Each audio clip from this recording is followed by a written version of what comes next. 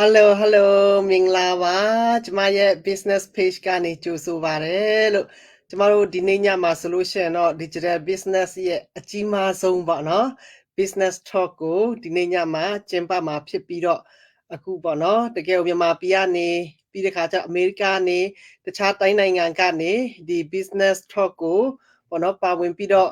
join လာကြတဲ့သူတွေအားလုံးပေါ်မှာကျေးဇူးတင်ပါတယ်လို့ပေါ့နော်ကျမတို့ဒီလုပ်ငန်းနဲ့ပတ်သက်ပြီးတော့အကြောင်းအရာတွေကိုမပြောပြခင်မှာမစခင်မှာကျမအရင်ဆုံးကိုယ့်အနေကိုမိတ်ဆက်ပေးမှာဖြစ်တယ်ကျမနာမည် Esther Nu လို့ခေါ်တယ် online business မှာ coach တစ်ယောက်ဖြစ်တယ်ကျမသားသမီး3ယောက်ခင်မွန်းတယ်နဲ့ Illinois State ပေါ့နော် Rockford မြို့မှာနေထိုင်တာဖြစ်ပြီးတော့ဒီလုပ်ငန်းကိုဆိုလို့ရှိရင်တော့ပေါ့နော်လွန်ခဲ့တဲ့2020နိုဝင်ဘာလတုန်းကစ join တာဖြစ်တယ်ကျမဆိုလို့ရှိရင်တော့ဒီလုပ်ငန်းကိုပေါ့နော်မလုပ်ခင်မှာဆိုလို့ရှိရင်တော့ပေါ့နော်ဘာတွေလုပ်ခဲ့လဲဆိုတဲ့ခါကျတော့ဒီ online ကနေလုပ်တဲ့အလုပ်တွေပေါ့နော်အဲ့လိုမျိုးတွေလည်းလုပ်တယ်ပြီးတဲ့ခါကျတော့ပေါ့နော်ဒီအစိုးရမှာ income tax ထွက်တဲ့ဟာတွေလည်းပဲလုပ်တယ်ပြီးတဲ့ခါကျတော့ဒီပေါ့နော်ဒီ life insurance ပေါ့နော်အစိုးရ license နဲ့ပေါ့နော် life insurance တွေလည်းပေါ့နော် license နဲ့ကိုလှုပ်နေတာဖြစ်တယ်အခုဒီအားလုံးလုပ်ငန်းတွေအားလုံးထဲမှာအကောင်းဆုံးဖြစ်တဲ့ digital business လုပ်ငန်းကိုကျမသိပြီးတဲ့နောက်ပိုင်းမှာဒီလုပ်ငန်းတစ်ခုတည်းကိုပဲတစ်စိုက်မမတ်နဲ့လုပ်ကင်သွားတာဖြစ်ပါတယ်လို့အားလုံးကိုပြောချင်တယ်ပေါ့နော်ဒါကြောင့်ကျမဘာကြောင့်ဒီစီးပွားရေးလုပ်ငန်းကိုလုပ်ကင်တာလဲဆိုတာနောက်မှပဲကျမပေါ့နော်ပြောပြသွားမှာဖြစ်တယ်ကျမအခုချိန်မှာဆိုလို့ရှိရင်တော့ကျမတို့ဒီ online business မှာဆိုလို့ရှိရင်တော့ပေါ့နော်တကယ်ပဲစိတ်ဝင်စားပြီးတော့ပေါ့နော်တကယ်စီးပွားရေးလုပ်ငန်းရှင်လည်းဖြစ် sushi business owner တယောက်လည်းဖြစ်ပြီးတော့ digital business ကို plan B အနေနဲ့ပေါ့နော်လုပ်ကင်နေတဲ့ပေါ့နော်ညီမ Mary ကိုဖိတ်ခေါ်ပါတယ် Mary ဟုတ်ကဲ့အားလုံးမင်္ဂလာပါရှင်ကျမနာမည် Mary ပါကျမ Kenai Alaska မှာ Alaska US မှာအမျိုးသားနဲ့သမီးလေး2ယောက်နဲ့နေထိုင်ပါတယ်ရှင်ကျမသမီးငယ်လေးဟာဆိုလို့ရှိရင်လွန်ခဲ့တဲ့3ပတ်ကမှမွေးထားတာကျမမှာမွေးကင်းစားသမီးလေး1ယောက်လည်းရှိပါတယ်ရှင်ဟုတ်ကဲ့အားလုံးကျေးဇူးတင်ပါတယ်ရှင်ဟုတ်ကဲ့ Mary ရေဟုတ်ကဲ့ကိုဟာနဲ့ကိုတော့ပေါ့နော်မိတ်ဆက်ပြီးသွားပြီအခုပေါ့နော်ဒီလုပ်ငန်းမလုပ်ခင်လေးမှာ digital business မလုပ်ခင်မှာဖြစ်ဖြစ်ပေါ့နော်လက်ရှိ digital business မလုပ်ခင်ဘာစီးပွားရေးတွေဖြစ်ဖြစ်ဘာလုပ်ကင်နေလုပ်ခဲ့လဲပြီးတော့ဒီလုပ်ငန်းကိုဘာကြောင့်လုပ်ကင်တယ်လဲဘာကြောင့်စီးပွားရေးလုပ်ငန်းလေးကိုရွေးချယ်လိုက်တာလဲဆိုတဲ့ဟာလေးပြောပြပေးပါနော်ဟုတ်ကဲ့ရှင်အားလုံးသိကြတဲ့အတိုင်းပဲကျမ sushi business owner တယောက်လည်းဖြစ်ပါတယ်ရှင် sushi business owner တယောက်ဖြစ်တဲ့ခါကျတော့ကျမတပတ်ကို9ရက်အလုပ်လုပ်ရတယ်တပတ်ကို9ရက်အလုပ်လုပ်ရတဲ့ခါကျတော့ကျမသမီးလေးကိုသူများစီမှာပဲကျမတစ်ချိန်လုံးသွားထားရတယ်ကျမအဲ့ဒါလုပ်တာ sushi business လုပ်တာကျမ on and off နဲ့ဆိုလို့ရှိရင်10နှစ်ကျော်10နှစ်နီးပါးလောက်ရှိသွားတယ်အဲ့လိုမျိုးရှိသွားတဲ့ခါကျတော့အရင်တော့ဆိုရှင်ကိုအပြူဖြစ်တော့ဆိုရှင်ဘာမှတိတ်ပြီးတော့ပြဿနာမရှိဘူးကိုမှသားသမီးတွေမရှိသေးတဲ့ခါကျတော့ဒါမဲ့ကျမသမီးလေးမွေးလာတဲ့ခါမှာကျမတေချာစဉ်းစားတဲ့ခါကျတော့ကျမမိခင်တယောက်ဖြစ်ပြီးတော့အိမ်မှာနေပြီးတော့ကိုသမီးလေးကိုပြုစုဆောင်ရှောက်ရမှာကိုကျမမှာအဲ့လိုအခွင့်အရေးမရှိဘူးကျမတပတ်ကို9ရက်အလုပ်လုပ်ရတယ်တပတ်ကို9ရက်အလုပ်လုပ်ရတဲ့ခါကျတော့သမီးလေးကိုသူများစီမှာပဲထားတယ်သူများစီမှာပဲထားတဲ့ခါကျကျမ9နှစ်လောက်ဒီ sushi business ကို renew ပြန်လုပ်မဲ့ချိန်မှာကျမတေချာစဉ်းစားတယ်ငါနောက်ထပ်9နှစ်10နှစ်သမီးလေးကိုသူများစီမှာထားချင်မလားပြီးတဲ့ခါကျရင်ကျမအဝေငွေကိုလည်းမဆုံးရှုံးချင်ဘူးမဆုံးရှုံးချင်တဲ့ခါကျတော့ဘာပဲဖြစ်ဖြစ်ဒီ plan ပြီးတခုကတော့ရှိမှရမယ်ဆိုပြီးတော့ကျမအဲ့ဒီကနေတရက်ကကြတော့ကျမဒီတိုင်း Facebook ကိုတောင်းနေရင်းနဲ့မထိန်မှပဲနဲ့ဆရာမလိုအမ်တင်းရဲ့ post ကိုတွားတွေ့တယ်တွားတွေ့ရင်လည်းကျမအဲ့ဒီမှာချက်ချင်းပဲလေးလာတယ်ကိုကိုရိုင်းစိတ်ဝင်စားတဲ့ခါကျတော့လေးလာကြည့်တယ်အကောင်ဆောင်အသေးစိတ်လေးလာကြည့်တဲ့ခါကျတော့ဟုတ်တယ်ဒါကျမဆရာနေတဲ့ရှိပွားကြီးဖြစ်တယ်ဘာဖြစ်လို့ဆိုတော့ဘဝမှာ plan ပြန်နေနဲ့ကတော့ရှိရမယ်ကျမ sushi business ကိုလုပ်ရင်းနဲ့အဲ့ဒီ digital business ကိုကျမ plan ပြန်နေနဲ့စားတယ်စားရင်လည်းအဲ့ဒီထဲမှာကျမ9နှစ်ပြည့်ပြီးတော့ contract ပြန်လုပ်ရမယ်ချိန်မှာတခုကွာခြားတာကျမတို့ sushi business နဲ့ digital business နဲ့ကကွာခြားတာကျမတို့ sushi business ဆိုလို့ရှိရင်9နှစ်ကိုတစ်ခါသူတို့က franchise fee ပြန်ပေးရတဲ့ sign ကို contract ပြန်လုပ်ရတဲ့ခါကျတော့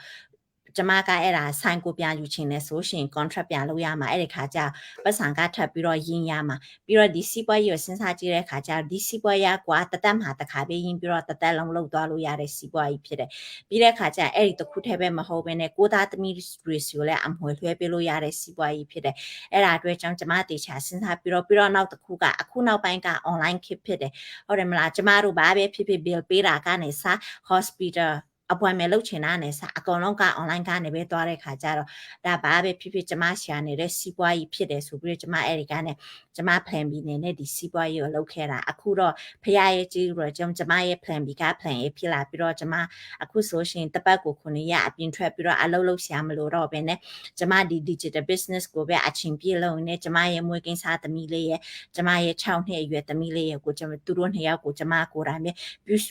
ပြုစုဆောင်ရှောက်နေကျမဒီစီးပွားရေးကိုလုပ်နေပါတယ်လို့အားလုံးပြောချင်ပါတယ်ရှင်အားလုံးကျေးဇူးတင်ပါတယ်ရှင်ဟုတ်ကဲ့ပါကျေးဇူးတင်တယ်ဟုတ်ကဲ့အခုညီမမယ်ရီဆိုလို့ရှိရင်တော့ပေါ့နော်တကယ်သူပြောတဲ့အတိုင်းပဲပေါ့နော်သူကနေပေါ့နော် sushi business လုပ်ငန်းရှင်တယောက်ဖြစ်တယ်ပေါ့နော်သူလုပ်ငန်းရှင်တယောက်ဖြစ်တော့ညာလဲပဲပေါ့နော်ဒီ plan B အနေနဲ့ပေါ့နော်အနာဂတ်မှာဆိုလို့ရှိရင်တော့လူကိုယ်တိုင်ကိုယ်တိုင်လှုပ်ရှားမလို့ဘဲနဲ့ပေါ့နော်ဒီ system ကနေလှုပ်ပြီးတော့ကိုပေါ့နော်ဒီအသက်ကြီးတဲ့ထိတိုင်အောင်ပေါ့နော်ပေါ့ပါနဲ့လုတ်ကင်နိုင်မဲ့အလုပ် digital business ကိုသူအခုပေါ့နော်ဒီရွေးချယ်လိုက်တဲ့အခါမှာတကယ့်ကိုမှန်ကန်တဲ့ရွေးချယ်မှုဖြစ်သွားပြီးတော့ပေါ့နော်အခုဆိုလို့ရှိရင်တော့သူကလေးမွေးကင်းစားကလေးရှိတော့ညာလဲပဲပေါ့နော်သူ့မှာအလုပ်လက်မဲ့မှာဖြစ်ပဲနဲ့ပေါ့နော်တကယ်ပဲဒီ digital business မှာအခုတစိုက်မမတ်နဲ့သူလုတ်ကင်နိုင်သွားပြီဖြစ်တယ် congratulation ပါညီမမေရီရဲ့ဟုတ်ကဲ့ပါအခုချိန်မှာဆိုလို့ရှိရင်တော့နောက်တစ်ယောက်ပေါ့နော်ကျမတို့မြန်မာပြည်ကနေအောင်မြင်နေတဲ့နာမည်ကြီးနေတဲ့ပေါ့နော်ညီမနောင်ဝတုံနေအောင်ကိုဖိတ်ခေါ်ပါတယ်နောင်ဝတုံနေအောင်ဟုတ်ကဲ့မင်္ဂလာပါနော်အမြူလုပ်ပေးပါဟုတ်ကဲ့ပါဆရာမအားလုံးပဲမင်္ဂလာပါခုလိုမျိုးအင်တာဗျူးလေးလုပ်ဖို့ဖိတ်ကြားပြီးတဲ့ဆရာမတို့လည်းကျေးဇူးများကြီးတင်ပါတယ်ဟုတ်ကဲ့ကျွန်မနာမည်ကတော့နောင်ဝတုံနေအောင်ဖြစ်ပါတယ်မြန်မာနိုင်ငံနေပြီးတော့မှမျိုးသားရဲ့သားရဲ့သမီးလေးရဲ့နဲ့နိုင်ပြီးတော့မှဒီ digital business ကိုလုပ်ကိုင်နေရမှာဖြစ်ပါတယ်ဆရာမရှင်ဟုတ်ကဲ့ဟုတ်ကဲ့ရှင်ပေါ့နော်အခုဒီလုပ်ငန်းမလုပ်ခင်လေးမှာပေါ့နော်တို့မဟုတ်အခုချိန်မှာဖြစ်လက်ရှိလုပ်ကင်နေတဲ့အလုပ်ကဘာတွေလုပ်ကင်နေလဲပြီးတော့ဒီ digital business လုပ်ငန်းကိုဘာကြောင့်ပေါ့နော်ရွေးချယ်ပြီးတော့ဒီလုပ်ငန်းကိုလုပ်ရလဲဆိုတဲ့ဟာလေးတွေပြောပြပေးပါနော်ဟုတ်ကဲ့ပါရှင်ကျမအင်ဂျင်နီယာတယောက်ပါအိမ်တော်မကြခင်ကတော့ကျမဒီအင်ဂျင်နီယာလုပ်ငန်းကိုလုပ်ခဲ့တယ်ပေါ့နော်အိမ်တော်ကြပြီးတဲ့နောက်ပိုင်းမှာတော့ကျမကအင်ဂျင်နီယာလုပ်ငန်းတွေကိုရက်ခဲ့ပြီးတော့မှကျမကလေးတွေလည်းရလာတဲ့အတွက်ကြောင့်မလို့ကလေးတွေကိုပြည်စုဆောင်ရှောက်ရင်မိသားစုကိုပြည်စုဆောင်ရှောက်ရင်ပဲကျမကျန်တဲ့စီးပွားရေးကိုဆက်ပြီးတော့မလုပ်ဖြစ်ခဲ့ဘူးပေါ့နော်ဒီမိသားစုအတွက်ပဲကျမအချိန်လေးမြုပ်နှံထားလိုက်တယ်ပေါ့တခြားစီးပွားရေးလုပ်ဖို့ကလည်းကျမတို့အတွက်ကခက်ခဲပါတယ်။ဘာဖြစ်လို့လဲဆိုတော့ကျမဒီကလေးတွေကိုနောက်ကနေပြီးတော့မှပြည်စုဆောင်ရှောက်ပြီးမဲ့လူမရှိတဲ့အတွက်ကြောင့်မလို့ကျမကတခြားလုပ်ကိုလုပ်ဖို့အတွက်အဆင်မပြေခဲ့ဘူးပေါ့နော်။အဲ့တော့ကျမဒီစီးပွားရေးလေးကိုတွေ့တဲ့အခါမှာဆိုလို့ရှိရင်ဒီကျမရဲ့အားလက်တဲ့ချိန်လေးတွေမှာလည်းလုပ်လို့ရတယ်မိသားစုကိုပြည်စုဆောင်ရှောက်တဲ့အခါမှာဆိုလို့ရှိရင်လည်းကျမလေဟင်မှုမရှိဘဲနဲ့လုပ်ကိုင်လို့ရတယ်ဆိုတော့ကျမအရန်သဘောကျခဲ့တယ်ပေါ့နော်သဘောကျပြီးတော့လေ့လာတဲ့အခါမှာဆိုလို့ရှိရင်လည်းဒီလုပ်ငန်းဆိုလို့ရှိရင်အင်တာနက်ဒီဖုန်းတွေရှိပြီးရုံနဲ့ကျမအိမ်မှာနေရင်းနဲ့လုပ်ကိုင်လို့လည်းရတယ်အချိန်အများကြီးလည်းပေးစရာမလိုဘူးဆိုတဲ့အတွက်ကြောင့်ကျမအရန်သဘောကျခဲ့တယ်ပြီးတော့ဒီခေတ်ဒီခါဆိုလို့ရှိရင်လည်းကျမတို့ဒီ online စနစ်ကအရန်ကိုထုံးကားလာပြီပေါ့နော်ဒီနည်းပညာတွေပဲစီးပွားရေးတွေလုပ်ကိုင်လာကြပြီဘာပဲဖြစ်ဖြစ်ကျမတို့ဈေးဝယ်တာပဲဖြစ်ဖြစ်တခြား appointment တွေလုပ်တာပဲဖြစ်ဖြစ်ဒီ online စနစ်တွေပဲသွားကြရတဲ့ခါဆိုလို့ရှိရင်ဒီ online ကနေထိုးဖောက်မှာပဲကျမတို့စီးပွားရေးတစ်ခုကပို့ပြီးတော့အောင်မြင်နိုင်တယ်ဆိုတော့ကျမသိလာတယ်ပေါ့နော်အဲ့လိုသိလာတဲ့ခါမှာဒီလုပ်ငန်းကိုလည်းကျမလေ့လာတဲ့ခါမှာလက်တွဲထားတဲ့ company တွေအရန်ခိုင်မာတဲ့အကြောင်းကိုကျမသိလာရတယ်လုပ်ငန်းလုပ်တဲ့လူတိုင်းကလည်းအောင်မြင်ကြတယ်ဆိုတဲ့အခါကျတော့ကျမအရန်လည်းသဘောကျတယ်လုပ်ကိုင်ရတာလည်းခက်ခဲမှုလည်းမရှိဘူးအခုနေပေးမယ် mentor တွေ coach တွေလည်းရှိတယ်ပြီးတော့ဒီ community ကလည်းအရန်ဟို strong ဖြစ်တဲ့အတွက်ကြောင့်မလို့ကျမလုပ်ကိုင်တဲ့ခါမှာလည်းအခက်ခဲမရှိဘူးလုပ်ကိုင်နိုင်မယ်ဆိုတော့သိတဲ့အတွက်ကြောင့်မလို့ကျမဝင်ပြီးတော့လုပ်ကိုင်ဖြစ်တယ်ပေါ့နော်ပြီးတော့ဒီလိုမျိုးကျမရဲ့အချိန်ပိုလေးတွေမှာအချိန်နည်းနည်းပြီးလုပ်ရုံနဲ့တောင်မှကျမဒီလိုမျိုးတွေဝင်ငွေတွေရတာဖြစ်တဲ့အတွက်ကြောင့်မလို့ကျမမိသားစုကိုလည်းပို့ပြီးတော့မှကျမထောက်ပံ့နိုင်တယ်အချိန်တွေလည်းအများကြီးပို့တဲ့အတွက်ကြောင့်မလို့မိသားစုနဲ့မခွဲမခွာဘဲနဲ့မိသားစုလည်းပြည်စုဆောင်ရှောက်နေတယ်ဆိုတော့ကျမအရန်သဘောကျပါတယ်အဲ့တော့အချိန်လွတ်လပ်ခွင့်လည်းရတယ် လည်းဒီကျမငွေကြေးတွေဟိုဟာတွေအပိုဝင်ငွေတွေရလာတဲ့အတွက်ကြောင့်လည်းကျမကိုယ်ပိုင်ရှာတဲ့ဝင်ငွေလေးတွေနဲ့လည်းကျမအလူတန်းတွေတကယ်လုပ်ချင်တဲ့အတွက်ကြောင့်ဒီလုပ်ငန်းကိုလုပ်ကိုင်ရတာပေါ့နော်အရင်လည်းသဘောကျပါတယ်ဟိုဒီလုပ်ငန်းကြောင့်ပေါ့နော်ကျမတို့ကကိုယ့်ကိုယ်လည်းယုံကြည်မှုတွေပို့လာတယ်ပေါ့နော်အိမ်မှာနေတဲ့မိခင်တယောက်ကတောင်မှဒီလိုမျိုးglobal business တစ်ခုကိုဝင်ပြီးတော့လုပ်ကိုင်ရပါလားကိုယ်လည်းလုပ်ကိုင်နိုင်ပါလားဆိုတော့ကိုယ့်ကိုယ်ကိုယုံကြည်မှုတွေကပိုတိုးလာတယ်ပေါ့နော်ပြီးကြတော့ရှေ့မှာအောင်မြင်နေကြတဲ့ဆရာမတို့လို့အခု coach တွေကျမရဲ့ရှေ့မှာသွားတယ်ကျမရဲ့ senior တွေအောင်မြင်နေတာကြည့်ပြီးတော့မှလည်းအရင်အားကြတဲ့အတွက်ကြောင့်မလို့ကိုယ့်ကိုယ်လည်း motivate အရင်ရတယ်ပေါ့နော်ရပြီးတော့ကိုယ်လည်းအောင်မြင်တဲ့လမ်းကြောင်းကိုရောက်နေပြီကိုယ်လည်းအောင်မြင်အောင်လုပ်နိုင်တယ်ဆိုတော့စိတ်အတွေးပေါ့နော်ယုံကြည်ချက်တွေနဲ့ကျမဒီလုပ်ငန်းကိုလုပ်ကိုင်ခဲ့တာပါအဲ့ဒါကြောင့်မလို့ဒီလုပ်ငန်းကဆိုလို့ရှိရင်လူတိုင်းလည်းဝင်ရောက်လုပ်ကိုင်နိုင်တယ်လွယ်ကူစွာလည်းဝင်ရောက်လုပ်ကိုင်နိုင်တယ်ဒါကြောင့်မလို့ဒီလုပ်ငန်းကိုလေ့လာပြီးတော့မှတကယ်ကိုဝင်ရောက်လုပ်ကိုင်တဲ့လုပ်ငန်းဖြစ်ပါတယ်လို့လည်းကျမဝေမျှချင်ပါတယ်ဆရာမဟုတ်ကဲ့အားလုံးကျေးဇူးတင်ပါတယ်ဟုတ်ကဲ့ပါဘာလို့ကျမမေးခွန်းတစ်ခုထပ်မေးချင်တယ်ပေါ့နော်နောက်တော့နေအောင်ဒီ digital business လုပ်ငန်းလုပ်တာနဲ့ပေါ့နော်ပြီးတော့ engineer လုပ်ငန်းလုပ်ခဲ့တဲ့အရာနဲ့ဘာကွာဟမှုတွေရှိလဲပြီးတော့ digital business လုပ်ငန်းကိုဘာတွေများပိုသဘောကျတဲ့အချက်တွေရှိသလဲဆိုတဲ့ဟာလေးပြပြပေးနော်ဟုတ်ကဲ့ပါဆရာမကွာခြားချက်ကတော့အရင်အများကြီးပဲဆရာမဘာဖြစ်လို့လဲဆိုလို့ရှိရင်ကျမတို့ engineer ကကိုယ်တိုင်လူ physically ပေါ့နော်တွားပြီးတော့လုပ်ရတယ်အချိန်တွေလည်းအများကြီးပေးရတယ်အချိန်ပေးရတဲ့အပြင်ခွန်အားသုံးရတယ်ဟိုပေါ့နော်အချိန်အများကြီးပေးရပြီးတော့ target တွေရှိတယ်ကျမတို့ဒီလုပ်ငန်းတစ်ခုကိုလုပ်ပြီး project တစ်ခုလုပ်ပြီးဆိုလို့ရှိရင် i project မှာ target ရှိရင် target ရှိတဲ့ပြင်အရန်ကိုစိတ်ပီစီမှုလည်းများတယ်ကိုအောင်မြောင်လုပ်ရတယ်ပြီးတော့လူကိုယ်တိုင်လည်းဟိုဟာလုပ်ရတယ်လူအများကြီးနဲ့လည်းဆက်ဆံပြီးတော့မှဟိုမျိုးစုံပေါ့နော်အဲ့လိုမျိုးတွေရင်ဆိုင်ရတယ်လောက်ကရတယ်ပေါ့နော်ဒီလုပ်ငန်းလုပ်တဲ့အခါကျတော့ကျမနေဘူးလည်းမခံရဘူးအိမ်ထဲမှာပဲနေရတယ်ပေါ့ပေါ့ပါပါလေးနဲ့ပြီးတော့ဟိုပေါ့နော်ဟိုအရန်ကြီးကိုလာပြီးတော့မှဟို target ပေါ့နော်ဒီဥစ္စာကိုဒီအချိန်မှာပြီးအောင်လုပ်ရမယ်ဆိုတာမျိုးမရှိဘူးကိုယ့်အနေကိုပေါ့ပေါ့ပါပါနဲ့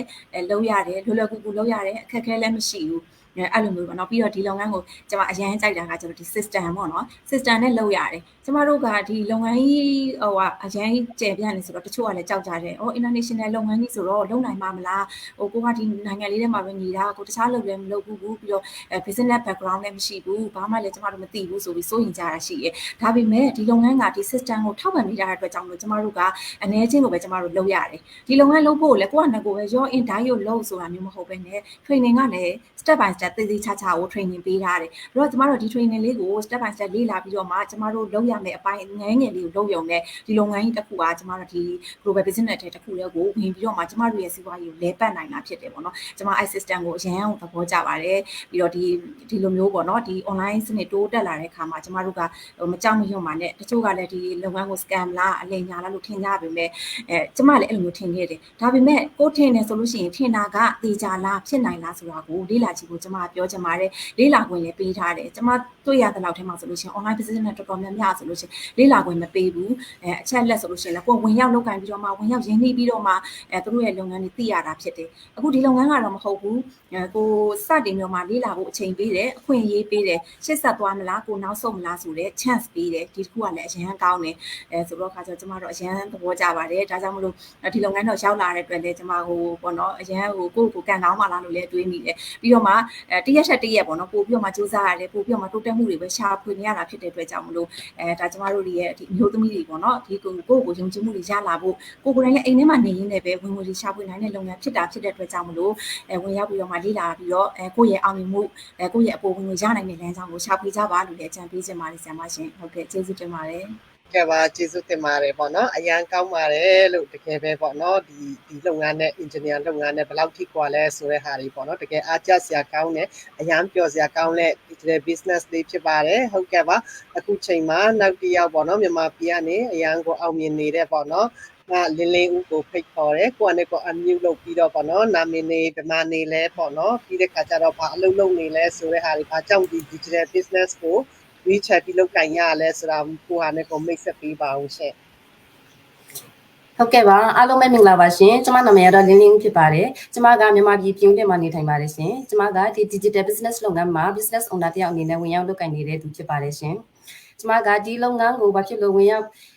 လောက်ကင်ဖြစ်ခဲ့တယ်လဲဆိုတော့ပေါ့နော်ကျမလည်းကျမကတိရစ္ဆာန်စိတ်ကူးဆရာဝန်တစ်ယောက်ဖြစ်တယ်ကျမကအရင်ကfull time လုပ်ကိုလုပ်ကင်ခဲ့တယ်ပေါ့နော်ဒါပေမဲ့မိသားစုစီးပွားရေးလုပ်ငန်းမှာဆိုလို့ရှိရင်လည်းပါဝင်ပြီးတော့မှဝင်ရောက်ကူညီနေခြင်းမရှိခဲ့ဘူးပေါ့နော် full time လုပ်ကိုလုပ်နေတယ်ဆိုတော့အဲ့ဒါဆိုတော့ကျမက full time လုပ်ကိုထွက်ပြီးတော့မှကိုယ့်ရဲ့မိသားစုစီးပွားရေးလုပ်ငန်းမှာဝင်ရောက်ကူညီခဲ့တယ်အဲ့လိုကူညီနေရင်းနဲ့ပဲဒီ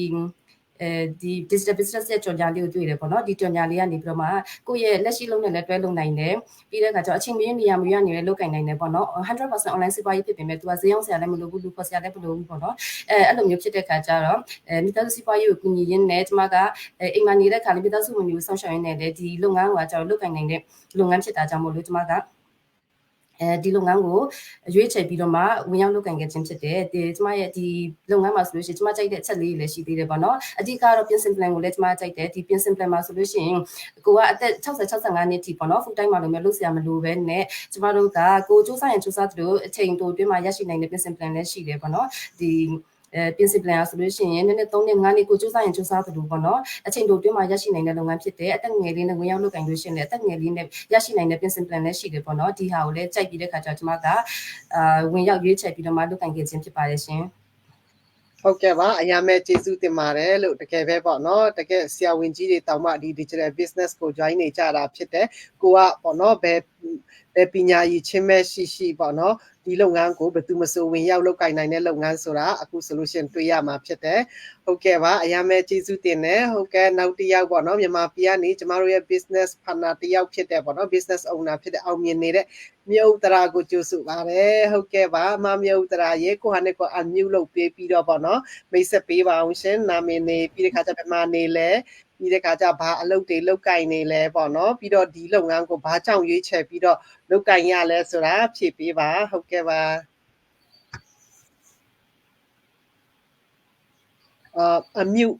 mute ထားပါတယ် unmute လုပ်ပေးပါအောင်ရှင်အတမ်း okay ဟုတ်ကဲ့ကျေးဇူးပါဆရာမအခုလိုဖိတ်ခေါ်တဲ့အတွက်ပေါ့နော်ညီမနာမည်ကမြောက်တရာဖြစ်ပါတယ်အားလုံးမင်္ဂလာပါရှင်ကျမတော့မြန်မာနိုင်ငံမွန်ပြည်နယ်ရေးမြို့မှာမိသားစုနဲ့နေထိုင်ပါတယ်ဟုတ်ကဲ့ဆရာမဟုတ်ကဲ့ရှင်ဘာလုပ်ကင်နေလဲညီမကအခုလက်ရှိပေါ့နော်အိမ်မှာစေးဆိုင်ဖွင့်ထားပြီးတော့ဒီ business လုပ်ငန်းနဲ့တွဲဖက်ပြီးတော့လုပ်ကင်ပါတယ်ဆရာမဟုတ်ကဲ့ရှင်နော်ဒါဆိုလို့ရှိရင်တော့ဟိုကျမရုပ်ဝင်ထမ်းဖြစ်မယ်ထင်တယ်နော်သူနာပြုဆရာမလားဆရာဝန်လားပြပေးပါဟုတ်ကဲ့ရှင်မအရင်တော့ကညီမကြတော့လေNGO မှာတော့10နှစ်လောက်ခဲ့ဘူးတာပေါ့နော် project အန်ကတော့အိမ်မှာပဲစေးဆိုင်ဖွင့်ပြီးတော့ဒီ business နဲ့တွဲဖက်ပြီးတော့လုပ်ကိုင်နေပါတယ်ဆရာမအဓိကကတော့လေအရင်တော့ကရုံးဝန်နဲ့လောက်ထားတဲ့ခါကျတော့လေအိမ်မှာအားနေကိုကပြင်းသွားမှလဲဆိုးတယ်ပြီးရင်လဲအမျိုးသမီးတယောက်အနေနဲ့ပေါ့နော်ဒီတိုင်းအားမနေနိုင်တဲ့အတွက်ကြောင့် line မှာဆရာမတို့ကြီးညာတာတွေ့ပြီးတော့ဒီ business လုပ်ငန်းကိုစိတ်ဝင်စားရင်းနဲ့ကိုယ်လောက်ကိုင်ဖြစ်ပါတယ်ဆရာမဟုတ်ကဲ့ပါဟုတ်ကဲ့ဒါဆိုဘာကြောင့်ဒီစီးပွားရေးလုပ်ငန်းလေးကိုဝင်ရောက်လုပ်ကိုင်ချင်တာလဲဆိုတဲ့ဟာလေးပြောပြပေးနော်အဓိကတော့ plan B ပေါ့နော်ဆရာမ plan B အနေနဲ့ရောပြီးရင်ဆရာမတို့အောင်မြင်နေတာတွေအားကြတယ်ပြီးတော့လဲကိုမျိုးသမီးဖြစ်တဲ့အတွက်ကြောင့်ပေါ့နော်ဒီ business ကလည်းတရားဝင်ဖြစ်တဲ့အတွက်ကြောင့်ဘယ်သူမဆိုလောက်ကင်လို့ရတယ်ပြီးရင်လည်းအိမ်မှာနေရင်းနဲ့လည်းချိန်တနိုင်2နာရီပေးပြီးတော့လည်းလောက်လို့ရတယ်ဆိုတော့လေပို့ပြီးတော့ကိုယ်သွားစင်ပြေတာပေါ့နော်ဆိုင်ထိုင်ရင်းနဲ့အိမ်မှာနေရင်းနဲ့ကိုအချိန်လေး2နာရီပေးရင်းနဲ့ဒီ business ကို run လို့ရတဲ့အတွက်ကြောင့်ပို့ပြီးတော့အစင်ပြေတာပေါ့နော်ညီမအတွက်တော့ဟုတ်ကဲ့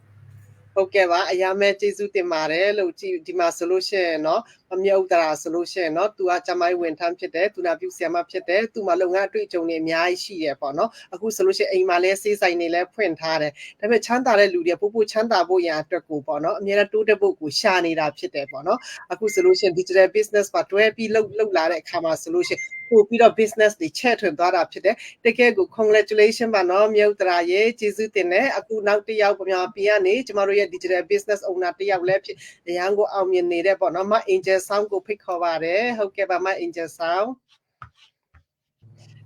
ကိုဟာနဲ့ကို unmute လုပ်ပြီးတော့မိတ်ဆက်ပြပါအောင်ရှင်ပါနော်ဟုတ်ကဲ့ပါရှင်ဆရာမအခုလိုဖိတ်တဲ့အတွက်လည်းကျေးဇူးအများကြီးတင်ပါတယ်ကျမနာမည် Gabriela နန်းဆောင်ဖြစ်ပါတယ်ကျမရဲ့ business page မှာတော့ Angel Sound Digital Business ဆိုတဲ့နာမည်နဲ့အသုံးပြုနေတာပေါ့နော်ကျမကအခုဒီ online digital business ကိုဒီကျမကိုပေါ့နော်ဒီ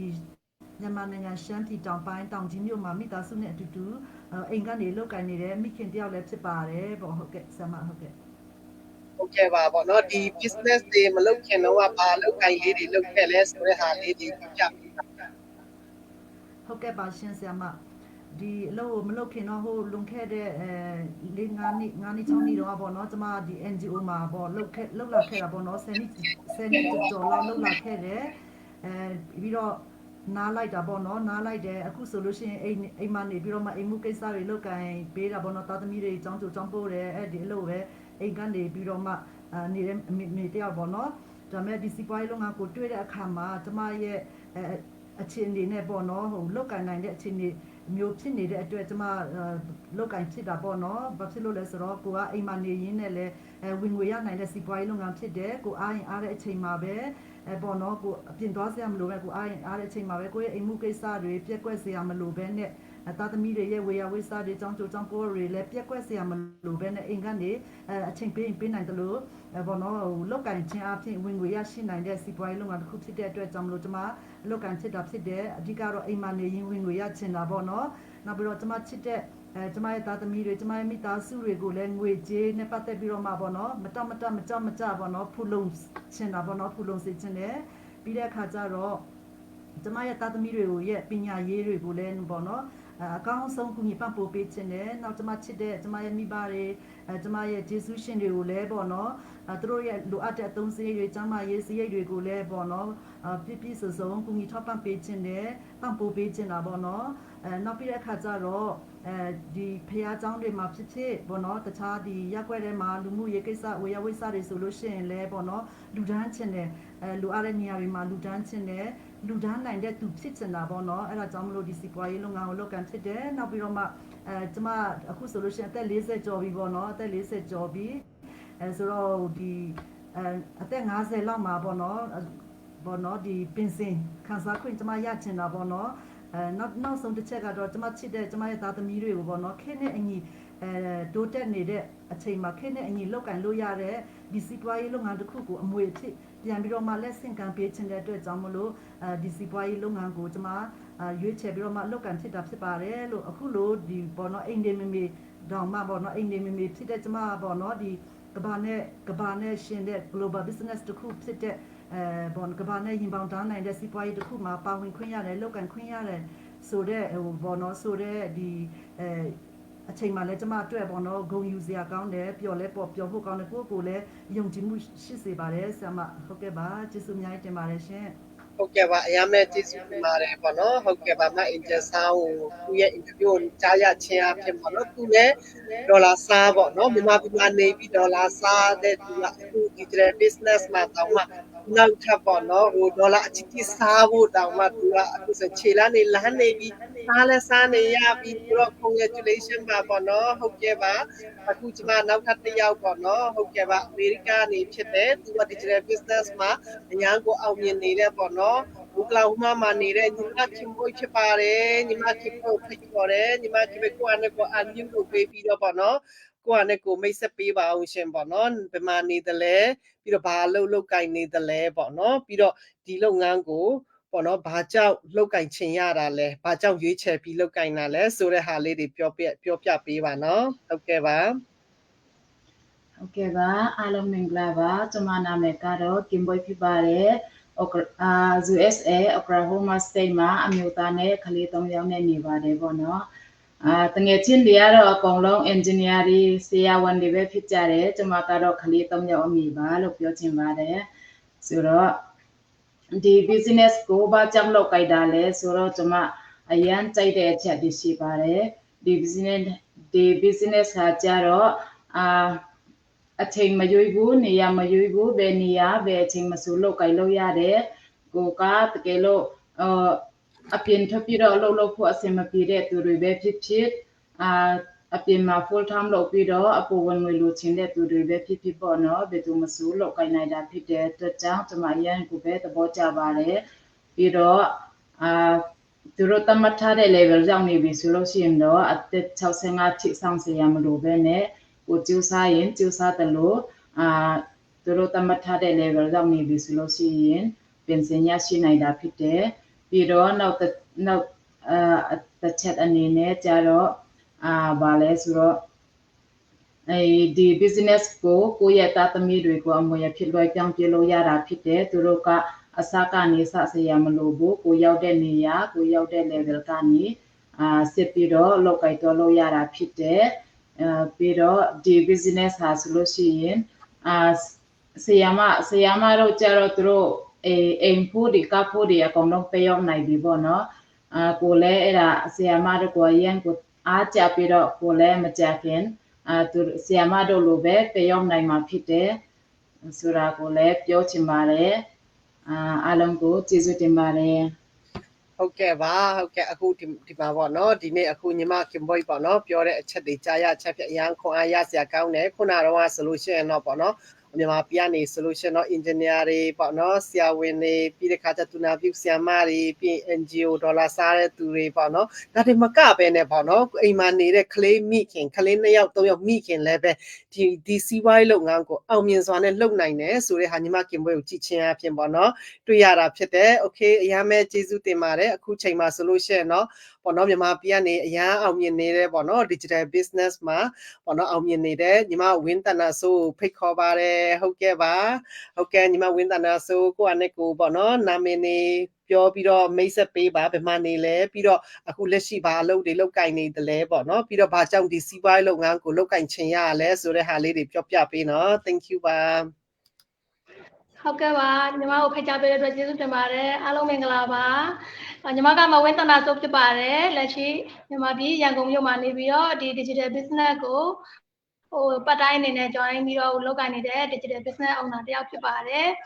ညီမကလည်း engineer ဘွဲ့ရတယောက်ပါညီမကတော့ဒီ engineering field နဲ့manufacturing field ဒီပြီးရင် machinery ရန်ရာ sector တွေမှာညီမကတောက်လျှောက်ပေါ့ဒီ sector တွေမှာပဲလုပ်ငန်းအတွေ့အကြုံတွေအများကြီးရှိခဲ့တဲ့ကုမ္ပဏီဝန်ထမ်းတယောက်ဖြစ်ပါတယ်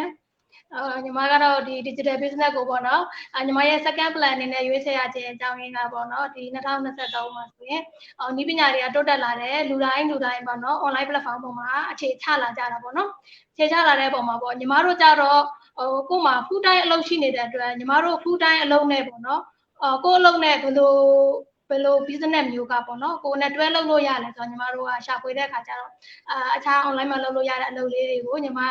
လေ့လာကြည့်တော့ဒါပေမဲ့ညီမတို့က full time လုပ်နေအဲ့လိုအလုပ်တွေကတွဲလုပ်လို့အဆင်မပြေဘူးပေါ့နော်အဆင်မပြေဘူးဒါပေမဲ့ digital business ကိုညီမကတွေ့နေတာကြားနေပြီဒါပေမဲ့အသေးစိတ်$149သွင်းတဲ့အထိတော့မလေ့လာဖြစ်ဘူးပေါ့နော်ဒီစီးပွားရေးကိုလည်းမခိုင်ကြောညာတာတွေ့တော့$149သွင်းတဲ့အထိကိုအသေးစိတ်လေ့လာကြည့်တဲ့အခါကျရင်တော့ပေါ့နော်ဒီ business တစ်ခုလုံးရဲ့အလုပ်လုပ်ပုံတွေပြီးရင်သူ့ရဲ့ညီမတို့ကအချိန်လေးနည်းနည်းပေးပြီးတော့ဝင်ရောက်ပြီးတော့လုပ်ကိုင်ခြင်းအဖြစ်အခုတိုင်းညီမတို့ဝန်ထမ်းလာစာတက်ကိုပို့ပြီးတော့ဝင်ငွေကောင်းတယ်ပြီးရင်ကိုစူးစမ်းသလောက်ပေါ့နော်unlimited income တွေရတယ်ပြီးရင် one time investment နဲ့ဒီစီးပွားရေးကိုရာသက်ပံကိုကအမြဲတမ်းလုပ်ပိုင်ခွင့်ရသွားတယ်ပေါ့နော်ရသွားတယ်ပြီးရင်ဒီစီးပွားရေးမှာကိုယ်တိုင်ဝင်ရောက်လေ့လာတဲ့အခါကျရင်အများကြီးအကျိုးကျေးဇူးတွေရှိတယ်ခင်းတဲ့လျော်ညီတဲ့စီးပွားရေးဖြစ်တဲ့အပြင်ပေါ့နော်သူကတရားဝင်စီးပွားရေးလည်းဖြစ်တယ်ပြီးရင်လူတိုင်းလည်းအလွယ်တကူလေ့လာပြီးတော့လူတိုင်းလည်းလောက်ကိုင်နေတဲ့စီးပွားရေးလည်းဖြစ်တဲ့အတွက်ပေါ့နော်ညီမကဒီစီးပွားရေးကိုညီမရဲ့ second plan အနေနဲ့ရွေးချယ်ပြီးတော့လောက်ကိုင်ဖြစ်သွားတာပါဟုတ်ကဲ့ကျေးဇူးပါဆရာမဟုတ်ကဲ့ပါအရာမဲ့ကျေးဇူးတင်တယ်ဟုတ်ကဲ့ညီမဝင်းတနာဆိုရင်သူပြောသွားတဲ့အတိုင်းပဲပေါ့နော်တကယ်တော့သူ engineer ကြီးတယောက်ဖြစ်တယ်လုပ်ငန်းတွေ့ကြုံတွေလည်းအများကြီးရှိတယ်ဒါပေမဲ့သူဒီလုပ်ငန်းကို plan B အနေနဲ့ကိုရွေးချယ်ထားပြီးတော့ပေါ့နော်အခု solution digital business မှာ solution เนาะပေါ့နော်အောင်မြင်နေတဲ့စီးပွားရေးလုပ်ငန်းရှင်တယောက်ဖြစ်တယ် congratulation ပါအခုနောက်တစ်ယောက်မြန်မာပြည်နေဒီစီးပွားရေးလုပ်ငန်းမှာအောင်မြင်နေတဲ့ပေါ့နော်မဒွေးကြဖြစ်ပါတယ်မဒွေးကြကိုအနေကိုအမျိုးလုပ်ပေးပြီးတော့မိတ်ဆက်ပေးပါနာမည်နေပြောပြီးတော့ပေါ့နော်ဒီမှာနေတယ်လေအခုလက်ရှိပါလုပ်တွေလောက်ကင်နေလဲဘာကြောင့်ဒီစီးပွားရေးလုပ်ငန်းကိုလောက်ကင်ချင်ရလဲဆိုတဲ့ဟာလေးပြောပြပေးနော်unmute အရင်လုပ်ပေးအောင်เนาะအတာမကြားရအောင်ဟုတ်ကဲ့မင်္ဂလာပါကျမကတော့မြန်မာနိုင်ငံကချင်ပြည်နယ်မြစ်ကြီးနားမြို့မှာနေထိုင်ပါတယ်မိသားစုနဲ့အတူကျမကတော့အခုလက်ရှိကတော့ကျမမိသားစုမှာသားသမီးတွေမိသားစုရဲ့ဝေယဝိစတွေကိုလောက်ကင်နေအလုပ်ရှုပ်နေတဲ့မိခင်တယောက်ဖြစ်ပါတယ်ဒီ digital business ကိုလည်းအားတဲ့ချိန်လေးမှာလောက်ကင်လို့ရတဲ့အတွက်ကြောင့်မို့ကျမဝင်ရောက်လောက်ကင်ခြင်းဖြစ်ပါတယ်ကျမမှာ အရင်တုန်းကတော့ကျမဟိုပါပေါ့ကျောင်းဆရာမလုပ်ပြီးတော့ကျူရှင်နေနဲ့အချိန်ပြည့်လောက်ကင်ခဲ့တယ်တော်တော်လေးပင်ပန်းမှပတ်စံဝင်ငွေရနည်းနည်းပဲရတယ်အဲ့လိုမျိုးလောက်ကင်ခဲ့ပါတယ်အခုဆိုရင်တော့ကျမမိသားစုနဲ့အိမ်ထောင်ကြပြီးကြတဲ့နေကျမအဲ့အလုပ်ကိုမလုပ်တော့ဘူးအိမ်ထဲမှာပဲအလုပ်တွေနဲ့အဲ့လိုလုပ်ခဲ့တယ်လုပ်ပြီးတော့ကျမမျိုးသားလည်းအပြင်ကိုထွက်လုပ်တာလည်းသူကတိတ်ပြီးမှမကြိုက်ချင်ဘူးပေါ့အဲ့ခါကျတော့ကျမအနေမှာဒီအိမ်ထဲမှာနေနေအခုလိုခေတ်မှာဈေးနှုန်းတွေလည်းတက်နေတဲ့အခါမှာဆိုတဦးတယောက်တည်းရဲ့လစာနဲ့လုံလောက်မှုဆိုတာကတိတ်မဖြစ်နိုင်ဘူးအဲကြောင့်မို့ကျမကလည်းအိမ်ထဲကနေပြီးတော့အပေါ်ဝင်ငွေလေးကိုဘယ်လိုနည်းနဲ့ရှာရင်ကောင်းမလဲဆိုမှအဲ့လိုမျိုးနဲ့ရှာတဲ့အခါမှာဒီလိုပဲမခိုင်ကြော်ညာလေးအရင်တော့ကတော့တခင်ဆိုတဲ့အမေရိကန်မှာနေတဲ့တခင်ဆိုတဲ့သူ့ရဲ့ကြော်ညာလေးကိုတွေ့ခဲ့တယ်တွေ့ခဲ့ခါမှာကိုနဲ့တော့ဒါရင်းနဲ့မအဆတော့ပါဘူးဆိုမှကျမကဒါလေးကိုဒီတိုင်းပဲဘယ်လိုကောမလဲမဆိုင်ဘူးဆိုမှဖယ်ထားခဲ့တယ်နောက်ကျတော့သူ့ရဲ့ဟာလေးကခဏတက်လာတဲ့ခါမှာကျမနည်းနည်းတော့စိတ်ဝင်စားလာတယ်မကြည့်ဖြစ်တဲ့ဟာလေးကိုကြည့်ဖြစ်လိုက်တဲ့ခါမှာနည်းနည်းလေးစိတ်ဝင်စားသွားတယ်ဒါပေမဲ့လည်းနိုင်ငံခြားကြီးမှာဆိုကျမနဲ့အလန်းဝေးပါတယ်ပေါ့ဆိုမှ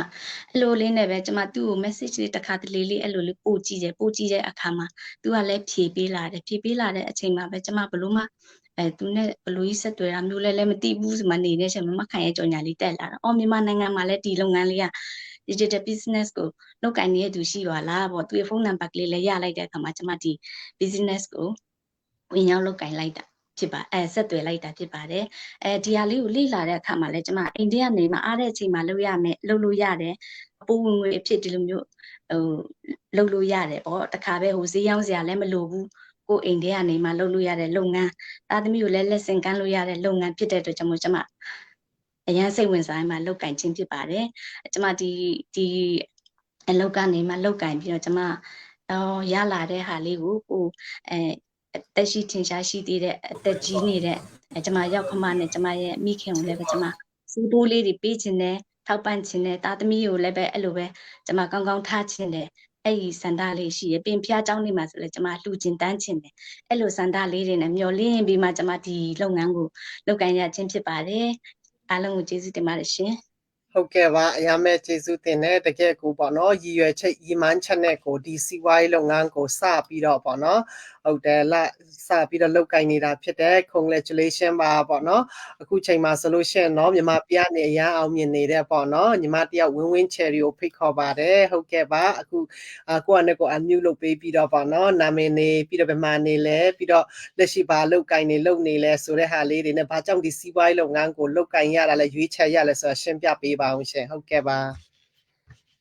ါဆရာမမင်္ဂလာပါရှင်ခုလို global business ကြီးနဲ့ကျမတို့ကိုတွေ့ဆုံမိတ်ဆက်ပေးတဲ့ဆရာမကိုကျေးဇူးအများကြီးတင်ပါတယ်ကျမဒီလုပ်ငန်းကိုဘယ်ကနေစတွေ့ခဲ့တာလဲဆိုရင်ဆရာမနဲ့မခိုင်မွေနဲ့အင်တာဗျူးလေးကနေစပြီးတော့တွေ့ရှိခဲ့တာဖြစ်ပါတယ်ရှင်ကျမဟာမန္တလေးမှာအခုလက်ရှိမန္တလေးမှာစင်းငိုင်ကျော်တယောက်အနေနဲ့ဝန်ထမ်းတယောက်အနေနဲ့အလုပ်လုပ်နေပါတယ်ကျမဇာတိကတော့ပြုံးလျာဖြစ်ပါတယ်ကျမနာမည်ရင်းကတော့မောင်ဝင်းခိုင်ဖြစ်ပါတယ်ရှင်ကျမရဲ့ page ကတော့ Win Cherry page ဖြစ်ပါတယ်ကျမဒီလုပ်ငန်းလေးကိုဆရာမတို့ရဲ့ကြော်ညာလေးကိုစတွေ့ပြီးတဲ့ခါကျတော့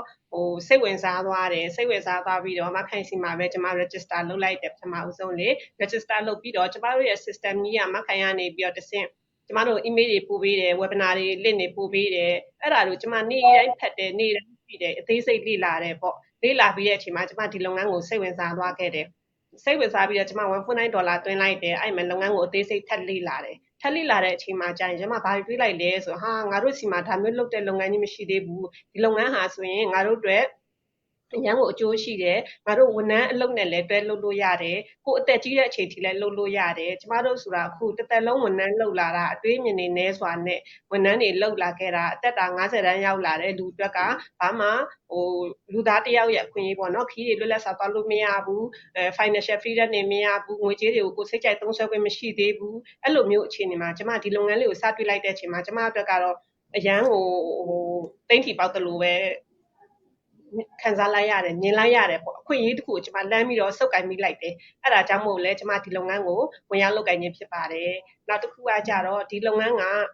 ကျမတို့ရဲ့ရေရှည်အတွက်ပေါ့နော်ကျမတို့အသက်ကြီးတဲ့အချိန်အသက်60 80 80ကိုယ့်လက်ထဲမှာဖုန်းလေးတစ်လုံးကင်နိုင်တဲ့အခြေအနေအထိကိုလုပ်လို့ရတဲ့လုပ်ငန်းလေးဖြစ်တဲ့အတွက်ကျမဒီလုပ်ငန်းကိုအရန်ကိုစိတ်ဝင်စားတယ်ကျေးဇူးလည်းတင်တယ်အဲ့အချိန်မှာဆိုရင်ကျမတို့ကလဲရင်ပတ်ရင်နဲ့ပဲဖြစ်ဖြစ်ကဘာနဲ့ခီးတွေသွားရင်နဲ့ပဲဖြစ်ဖြစ်အလုပ်တွေလုပ်လို့ရတယ်ဒီလုပ်ငန်းဟာ system ကအရန်ကောင်းတယ် team work ကြီးကအရန်ကောင်းတယ် community ကအရန်ကြီးကျယ်တဲ့လုပ်ငန်းဖြစ်တဲ့အတွက်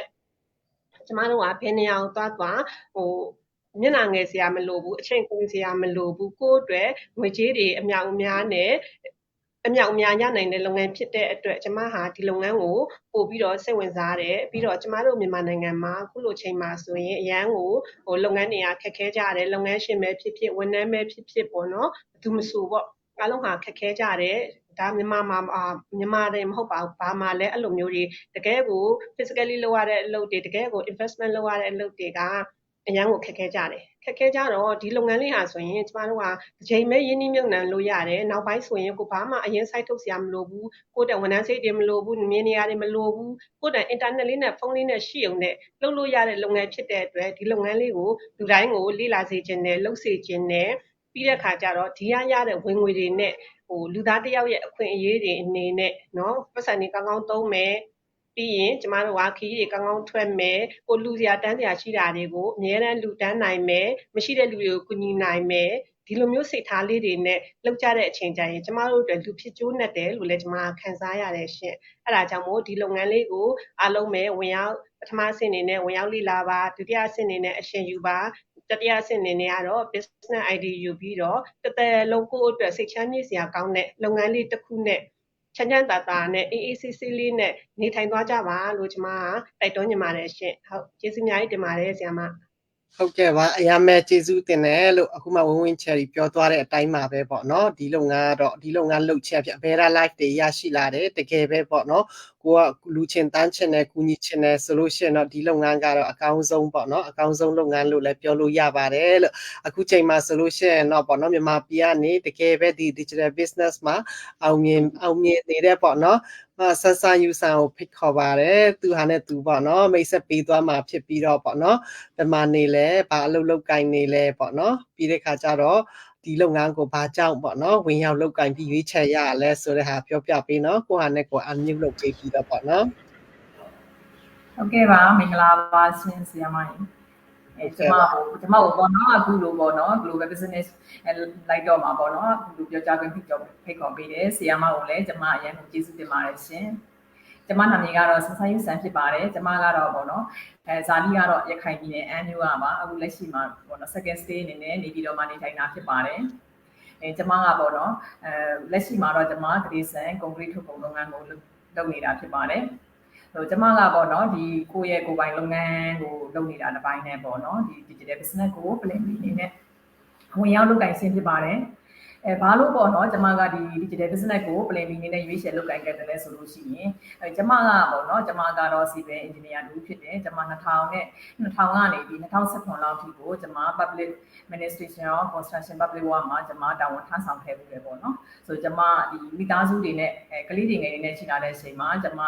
အလုပ်နားခဲ့တာပေါ့နော်အလုပ်နားပြီးကျမကိုယ်ပိုင်စီးပွားရေးလမ်းကြောင်းကိုရှောက်ခဲ့ရတယ်2015လောက်ကစရှောက်ခဲ့တာဒီ2020လောက်မှာကျမတို့ကပေါ့နော်စီးပွားရေးလုပ်ငန်းကိုရှောက်တဲ့အချိန်မှာဒုတိယဖြစ်နေမှတည်ဘူးလေကျမဝန်ထမ်းများစွာနဲ့အလုပ်သမား20ကျော်30လောက်နဲ့ကျမဒီလက်ရှိလုပ်နေတဲ့လုပ်ငန်းမလုပ်ခင်ပေါ့နော်ကျမက breaky line ကိုပေါ့နော်စက်ရုံစင်တီတီဆောက်ခဲ့မှုတယ်အဲ့ဒီအနေထားပေါ်မှာကျမ2020မှာဒီကိုဗစ်ပေါ့နော်ကိုဗစ်ရောဂါအဲ့တကဘာလုံးဖြစ်နေတဲ့အချိန်မှာကျမတို့ကဒီစီးပွားရေးလုပ်ငန်းရှင်တော်များများကကိုယ့်ရဲ့လုပ်ငန်းကို stable ဖြစ်အောင်ဘယ်လိုမှထိန်းသိမ်းလို့မရတော့ဘူးအရန်ကိုပင်ပန်းခဲ့တယ်ခက်ခဲခဲ့တယ်ပေါ့နော်ခက်ခဲခဲ့တဲ့အချိန်မှာကျမတို့ကနောက်ပိုင်းအလုပ်တွေကိုနားတဲ့အဖြစ်ခင်ရတယ်လေလုပ်ငန်းတွေကိုနားတဲ့ဖြစ်ခင်ရတဲ့အခါမှာကျမကအဲ့လုပ်ငန်းတွေအကုန်လုံးနားပြတဲ့အချိန်မှာကျမဒီကိုယ်ပိုင်လုပ်ငန်းတစ်ခုကိုပေါ့နော်ဒီကလေးဆန်ဆိုတဲ့ကိုယ်ပိုင်လုပ်ငန်းတစ်ခုကို2021လောက်မှာစတင်လုပ်ကိုင်ခဲ့တယ်ဆို2022မှာအခုကျမကဒီ digital business ကြော်ညာကိုတွေးရှိခဲ့တာဖြစ်တယ်ဆိုတော့အဲ့ဒီပုံမှာကျမကဘာသာတကရခဲ့လဲဆိုလို့ရှိရင်လုပ်ငန်းစီးပွားရေးလုပ်ငန်းတစ်ခုဒီတောက်တစ်ခုတည်းနဲ့ကျမတို့ထိန်းလို့မရပါဘူးပေါ့နော်ကျမကဒီစီးပွားဒီပေါ့နော်ဒီစီးပွားရေးအခုကလည်းonline မှာနေရာတွေခက်ဖြစ်လာတဲ့အတွက်ကြောင့်ပေါ့နော် online စီးပွားရေးတစ်ခုကိုလည်းကျမကလုပ်ရှင်တဲ့စိတ်ရှိလာခဲ့တယ်ပေါ့နော်ရှိလာခဲ့တဲ့အနေအထားပေါ်မှာဒီ digital business ကြော်ညာလေးကိုတွေးခဲ့တယ်တွေးခဲ့လိုက်တဲ့အနေအထားပေါ်မှာကျမက ကြိုက်ဆုံးကတော့ပေါ့နော်ပင်စင်ဆိုတဲ့တိုင်းရပလင်ပါတာကိုကြိုက်နေတဲ့တွေကြောင့်ဝင်ရောက်လုပ်ကိုင်ခြင်းဖြစ်တယ်ဆိုတော့ဒီစီးပွားရေးကလည်းပြီးရင်ကျမတို့ဒုတိယရောက်တဲ့လုပ်လို့ရတဲ့စီးပွားရေးပေါ့နော်ကျမတို့အခု offline မှာအခုလက်ရှိလုပ်နေတဲ့လုပ်ငန်းကကျမတရားခင်းနဲ့မပြီးဘူးအလုပ်သမားကိုညီရတယ်ပေါ့နော်ပြီးတော့ပေါ့နော်အချိန်ရပေါ်မှာကျမတို့ကမိခိုနေရတဲ့စီးပွားရေးဖြစ်တဲ့အတွက်ကြောင့်ပေါ့နော်ဒီပေါ့နော် online မှာကျမတို့ဒီစီးပွားရေးဒီဆောက်တဲ့ဟာကတော့အကောင်းဆုံးတစ်ခုလို့ကျမမြင်ပါတယ်မြင်တဲ့အနေအထားပေါ်မှာကျမတို့ဒီ digital business ကိုရွေးချယ်လုပ်ကိုင်တဲ့အနေအထားကပို့ပြီးရင်ကောင်းမွန်တဲ့စီးပွားရေးတစ်ခုဆိုတာကျမလုပ်ကိုင်ရင်းနဲ့ပေါ့နော်တဖြည်းဖြည်းအခုလုပ်ကိုင်ရင်းနဲ့ပို့ပြီးရင်ကျိုင်းနေတက်လာရပါတယ်။ဘာလို့လဲဆိုတော့ကျမတို့ကပတ်တိုင်းအချိန်ပိုင်းနဲ့ဝင်ရောက်လုပ်ကိုင်လို့ရတဲ့စီးပွားရေးဖြစ်တယ်။ပြီးရင်ကျမတို့မှာအချိန်ကန့်သတ်ထားခြင်းမရှိဘူး။နေရာကန့်သတ်ထားခြင်းမရှိဘူး။ကြိုက်တဲ့နေရာကပေါ့နော်ကိုယ့်ရဲ့လုပ်ငန်းခွင်တွေကဖြစ်ဖြစ်ခီးသွိုင်းနဲ့ဖြစ်ဖြစ်ပေါ့နော်လုပ်လို့ရတဲ့စီးပွားရေးဖြစ်တဲ့အတွက်ကြောင့်ပေါ့နော်ကျမတို့တွေမှာအချိန်ကိုပေါ့နော်တန်ဖိုးရှိစွာသုံးချလို့ရတဲ့စီးပွားရေးဖြစ်တယ်။ပြီးတော့ဒီစီးပွားရေးကကျမတို့ဒီပင်စင်ဆိုတဲ့ level တစ်ခုကတတ်မှတ်ထားချက်ရှိပြီးသားဆိုတဲ့တရားကျမတို့မှာပန်းနိုင်ဆိုတာရှိတာပေါ့နော်ကျမတို့အပြင်လုပ်ငန်းတွေကပန်းနိုင်ကိုကျမတို့ဘယ်နှစ်အရောက်သွားမယ်ဆိုပြီးရင်မှန်းရတာလည်းခဲရင်းတယ်အဲဆိုတော့အခုဒီကိုယ့်ရဲ့ဒီ digital business ကကြတော့ဆိုကျမတို့ကတရွေ့နဲ့သွားမယ်ဒီပလင်ကိုရောက်မယ်ဆိုလို့ရှိရင်ကျမတို့တစ်နေ့တစ်ချိန်မှာပေါ့နော်အနည်းနဲ့အများရောက်မယ်ဆိုတဲ့ဟာကိုကျမတို့တနေ့တိုင်းချပြီးသားဖြစ်တယ်ဒါနဲ့ကြောင့်ပေါ့နော်ကျမတို့ဒီရွေးချယ်တဲ့စီးပွားရေးကကျမတို့နောက်ကျမတို့လူတစ်ယောက်တည်းတည်းမဟုတ်ဘူးတာသမီတွေအတွက်ကိုလုံးဝတာပေါ့နော်ကောင်းမွန်တဲ့လမ်းကြောင်းတစ်ခုကိုကျမတို့ဖော်ဆောင်ပေးနေတာဖြစ်တယ်ဒါနဲ့ကြောင့်ပေါ့နော်ဒီကျမတို့လိုမိခင်တွေပေါ့နော်မိခင်တွေပဲဖြစ်ဖြစ်ပေါ့နော်အခုဆိုကျောင်းသူတက္ကသိုလ်ကျောင်းသူကျောင်းသားမကျန်ပေါ့နော်တခြားစီးပွားရေးလုပ်ငန်းရှင်များဆိုတာလည်းဒီစီးပွားရေးကိုပေါ့နော်ပေါ့ပပလေးနဲ့ပေါ့နော်အရင်ခက်ခဲတဲ့စီးပွားရေးမဟုတ်တဲ့အတွက်ကြောင့်ပေါ့ပနဲ့ဝင်ရောက်လုပ်ကိုင်ကြည့်ပါလို့အကြံပြုချင်ပါတယ်ဒါပဲဖြစ်ဖြစ်ပေါ့နော်ပလင်ဒီလေးနဲ့ဒီဆောက်လို့ရတဲ့စီးပွားရေးဖြစ်တဲ့အတွက်ကြောင့်အခုလိုဒီစီးပွားရေးနဲ့လက်တွဲမိတာကျမအတွက်လည်းပေါ့အရင်ကိုကန်ကောင်းနေလို့ပဲထင်မိပါတယ်ရှင်ဟုတ်ကဲ့အားလုံးကိုကျေးဇူးတင်ပါတယ်ရှင်ဟုတ်ကဲ့ပါဆက်ဆံယူဆန်သူပြောတဲ့အရာတွေအားလုံးခွန်အားရစရာဖြစ်တယ်တကယ် engineer ကြီးလည်းဖြစ်ပြီးတဲ့ခါကျတော့တကယ်ကိုယ်ပိုင်စီးပွားရေးလုပ်ငန်းရှင်လည်းဖြစ်ပြီးတော့အခု digital business ကို plan ပြီးအနေနဲ့လုပ်ကိုင်လာတ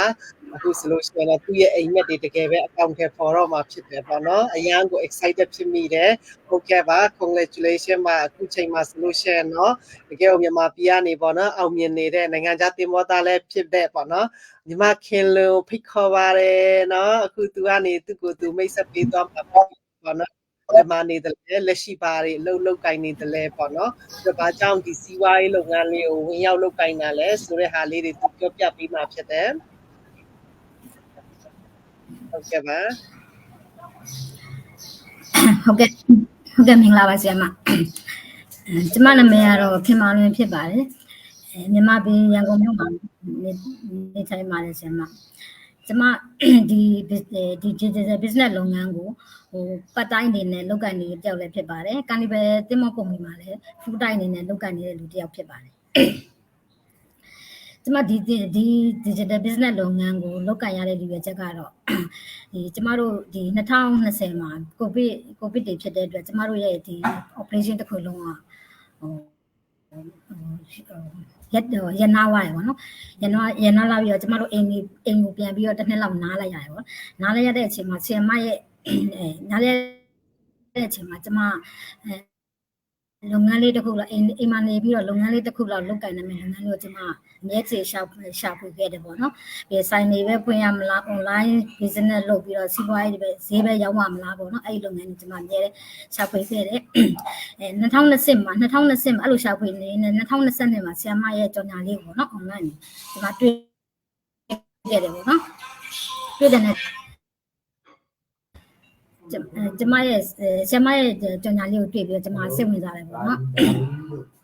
စိတ်ဝင်စားခဲ့ပြီးတော့ကျမဆရာမနဲ့ဆက်သွယ်ပြီးတော့ကျမဒီ digital business လို့ကျမလုပ်ကိုင်ခဲ့တယ်။ဘာဖြစ်လို့ဆိုတော့ဒီကအိမ်မှာနေပြီးတော့လည်းလုပ်ကိုင်လည်းလို့ရတယ်။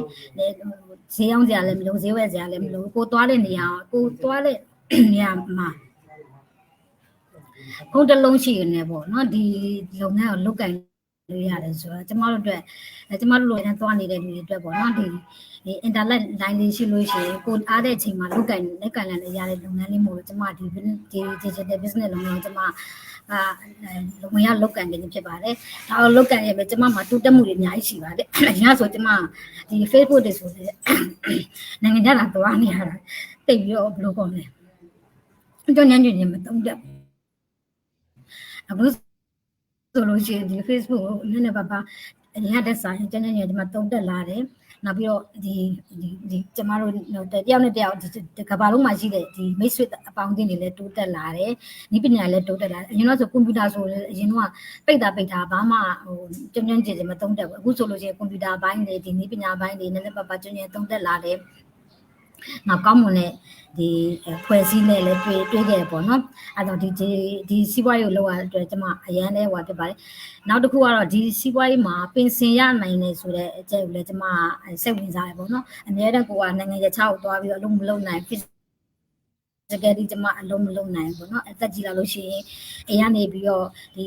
နိုင်ငံခြားဝင်နေရမယ်လုပ်ငန်းလို့ကျွန်မအများတန်းဟိုကျွန်မအိမ်မက်ထဲမှာအများတန်းတောက်တာမိတယ်အဲ့ဒါကြောင့်မို့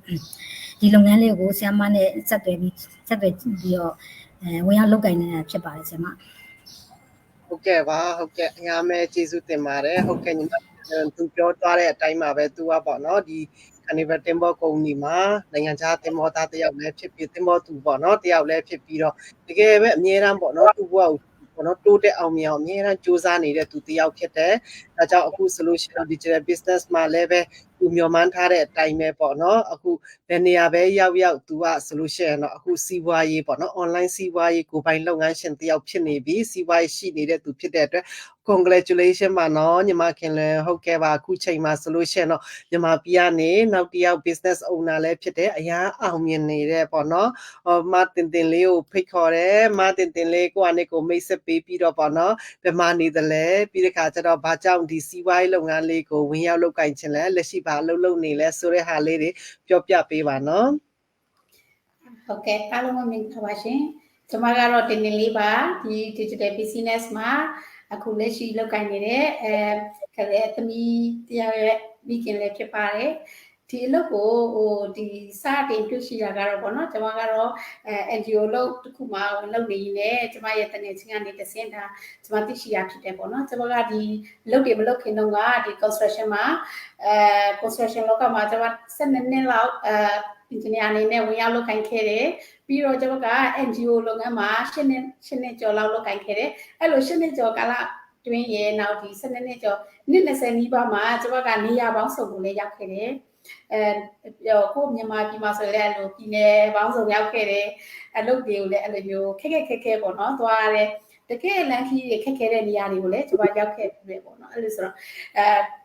နိုင်ငံခြားမှာဆိုလည်းသွားလုပ်ခဲ့ဘူးလေ3နှစ်လောက်သွားလုပ်ခဲ့ဘူးလေအဲ့ခါကျတော့ဒီလုပ်ငန်းကအိမ်မှာနေရင်းနဲ့လုပ်လို့ရတဲ့လုပ်ငန်းလေးပေါ့အိမ်မှာနေရင်းနဲ့လုပ်လို့ရတယ်ကျွန်တော်တို့နိုင်ငံခြားမှာလုပ်ရင်းနဲ့ရတဲ့ဝင်ငွေကိုလည်းကျွန်တော်တို့ဒီမြန်မာပြည်မှာဒီ online ကနေတစ်ဆင့်ရှာလို့ရတယ်ဆိုတာကိုကျွန်မသိရှိလိုက်တယ်ပေါ့နော်ဒီလုပ်ကိုလေ့လာရင်းနဲ့အဲ့တော့ကျွန်မကဒီ $1.9 ကိုဝင်သွင်းပြီးတော့အသေးစိတ်လေ့လာတယ်ကျွန်မချက်ချင်းပဲကျွန်မ business owner တယောက်ဖြစ်အောင်ကျွန်မဝင်ရောက်လုပ်ကိုင်ခဲ့တယ်အခုဆိုလို့ရှင်လဲကျွန်မကဒါ business owner တယောက်အနေနဲ့လမ်းကြောင်းတစ်ခုကိုရောက်နေပြီဖြစ်တယ်နောက်တစ်ခုကကျွန်မကဒီအလုပ်မှာအချိန်ပိုင်းလုပ်ရတာဖြစ်တဲ့အတွက်အရန်ကိုတက်တောင့်တက်တာလည်းဖြစ်တယ်ကိုယ့်ရဲ့မိဘကိုယ့်ရဲ့သားသမီးကိုလည်းအချိန်ပေးနိုင်တယ်နောက်တစ်ခုကအခုဆိုလို့ရှိရင်ကျွန်မခီးသွားရင်းနဲ့ဒါခီးသွားနေရင်လည်းကျွန်မအပြင်ကအလုပ်တစ်ခုကိုလုပ်နေရင်လည်းဒီ interview တစ်ခုကိုလာ try ချင်းဖြစ်တယ်ဒီအလုပ်ကိုလုပ်ရတာဘာကြောင့်လုပ်တာလဲကျွန်မတို့အခုဆိုရှင်ခင်မီတိုးတက်နေတဲ့ခင်မှာကျွန်မတို့ကonline business တစ်ခုကိုစတင်နိုင်ပြီဆိုရင်ကျွန်မတို့ကခြေတလန်းကိုစတင်နိုင်သွားတာဖြစ်တယ်ပြီးအဲ့လိုမျိုးလုပ်နိုင်တဲ့အခါကျတော့ကျွန်မတို့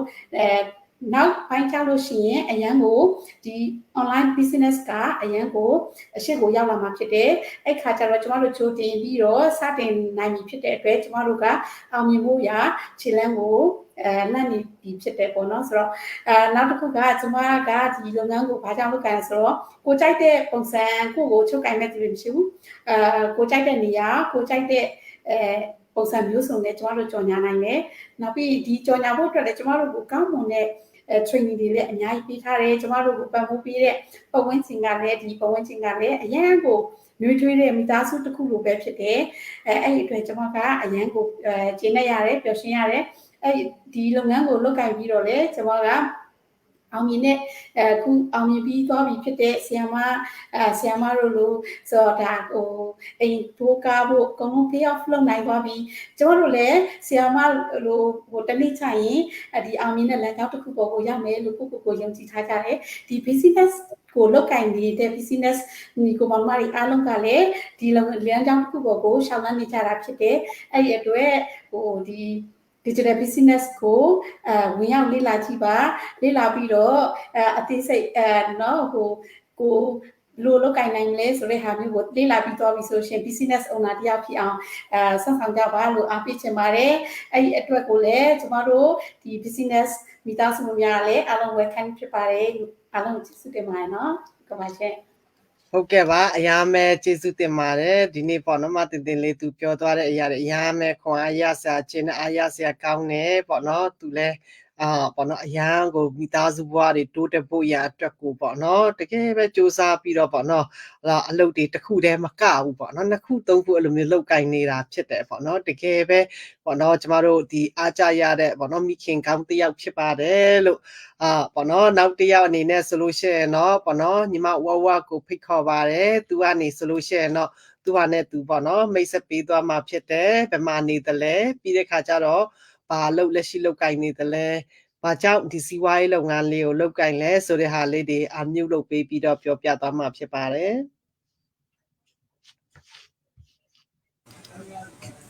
ဟုတ်ကဲ့ဆရာမမင်္ဂလာပါကျွန်မနာမည်ကမိမိုးဝါဖြစ်ပါတယ် business နာမည်ကတော့ဝါဝါဖြစ်ပါတယ်အများတော့ဝါပဲခေါ်ကြတာပေါ့နော်ဒါဝါကဒီရန်ကုန်စမ်းကြောင်းမှာပေါ့နော်ကျက်စီထမင်းဆိုင်စားတော့ဆိုင်ကိုဖွင့်ရင်းနဲ့အမျိုးသားရဲ့သားလေးရဲ့နေထိုင်နေပေါ့နော်ဒုတိယ plan B အနေနဲ့ကြတော့ဒီ digital business ကိုလုပ်ကိုင်နေတာဖြစ်ပါတယ်။ဘာကြောင့်ဒီ business ကိုလုပ်ကိုင်လဲဆိုတော့ဟောကစားတော့ဆိုင်လုပ်တဲ့အတွက်ပေါ့နော်အရန်ပင်ပန်းနဲ့ကိုငငယ်တုန်းကလည်းမိဘတွေလှုပ်လာခဲ့တော့အရန်ကိုလည်းပင်ပန်းနေဆိုတာလည်းကိုလည်းသိတယ်အဲ့ဒီခါမှာကိုလည်းမလှုပ်ချင်ဘူးဒါပေမဲ့ကိုရီးယားဒီတာပဲစီးပွားရေးရှိတယ်ဆိုလို့ကိုကဆက်လုပ်သွားရတယ်ပေါ့နော်အဲ့လိုမျိုးပုံစံဖြစ်တယ်နောက်အခုကိုယ့်ရဲ့သားသမီးလှည့်ကြတော့ဒီ business အရန်ပင်ပန်းနဲ့ဒီအစားတောက်ဆိုင်လုပ်ငန်းကိုမလွှဲပေးချင်ဘူးပေါ့နော်တခြားသူတို့နဲ့တက်တာရှိဖို့ဒီမျိုးမိသားစုတို့အချိန်ပေးပြီးတော့လုပ်ကိုင်လို့ရတဲ့ business တခုကိုကိုကရှာနေတာကြာပြီပေါ့နော်အဲ့လိုမျိုးဒီ business နဲ့ဆုံတွေ့ခွင့်ရတာလည်းအရန်ဝမ်းသာတယ်ပြီးလို့ရှိရင်လည်း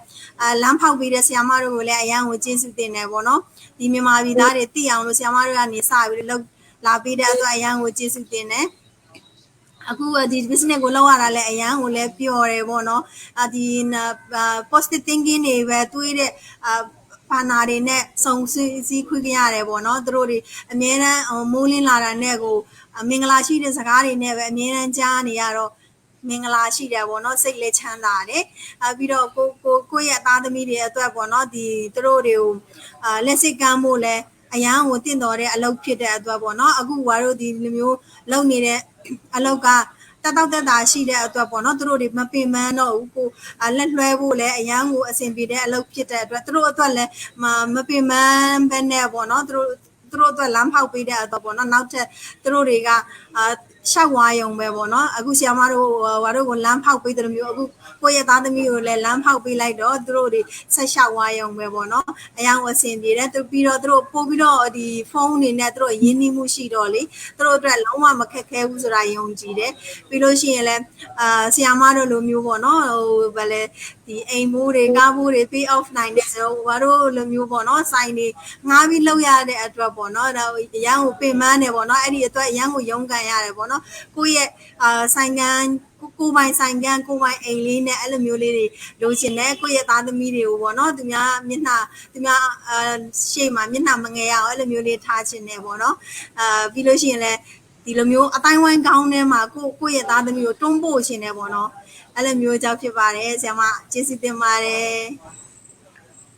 ဟုတ်ကဲ့ပါအရာမဲကျေးဇူးတင်တယ်အခုဝပြောတဲ့အရာတွေတကယ်ပဲခွန်အားရစရာကောင်းတယ် သူဆိုလို့ရှိရင်တော့သူပြောတဲ့အတိုင်းပဲရန်ကုန်မှာပေါ့နော်ကျက်စီသမင်းဆိုင်တကယ်ကိုပိုင်စီးပွားရေးလုပ်ငန်းရှင်တယောက်ဖြစ်တယ်ပေါ့နော်ဒီမဲ့ချမ်းသာတဲ့သူကပို့ပြီးတော့ချမ်းသာအောင်စူးစမ်းတယ်အဘယ်ရလိုက်ဖြစ်အောင်စူးစမ်းတယ်ပြီးတော့သူဆိုလို့ရှိရင်တော့ပေါ့နော်ဒီပင်ပန်းနယ်ပေါ့နော်ဒီကျက်စီသမင်းဆိုင်လုပ်တဲ့ဟာပင်ပန်းနယ်ဆိုမပင်မပန်းမနဲ့ဒီထက်ပိုပြီးတော့ကောင်းတဲ့ပေါ့နော်အလုပ်တက်တာလုပ်မဲ့အလုပ်ကိုသားသမီးတွေကိုအမွေလွဲအပ်ချင်တယ်ဆိုတော့တကယ်ကိုကောင်းတဲ့အကြံဉာဏ်ဖြစ်တယ်ပေါ့နော်အရန်ကိုပေါ့နော်ဒီ creative mindset ကိုရှိနေတဲ့ဝဝကို congratulation ပါ